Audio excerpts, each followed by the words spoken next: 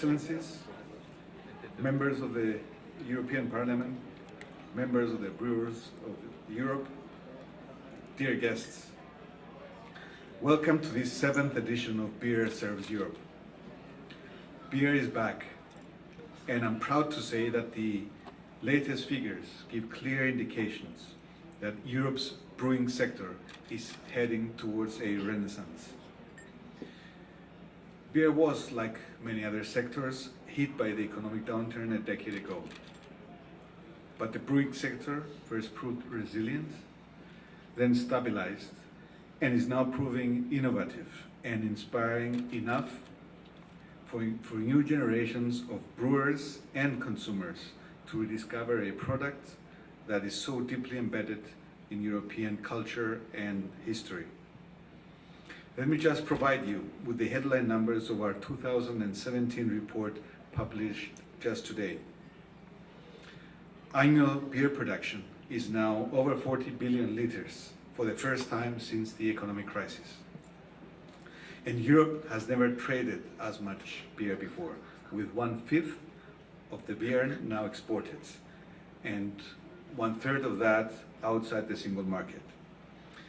Europe now has 8,500 breweries, with around 20 new breweries opening each week. That's a staggering number.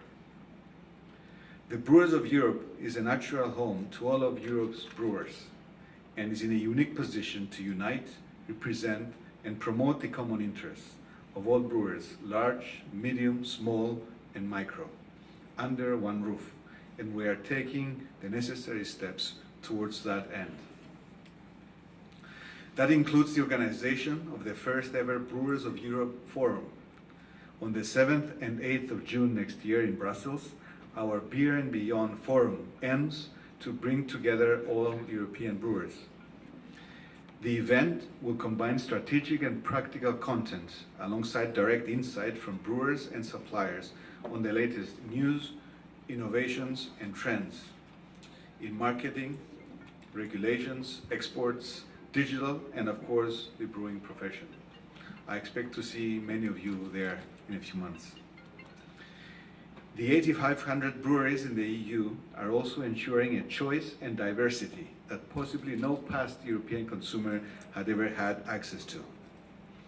This growing consumer interest in beer was also one of the drivers behind the commitment from brewers to voluntarily roll out ingredients listing and nutrition information across Europe.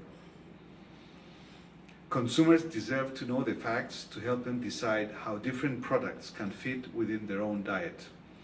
And alcoholic beverages, including beer, should be no exception.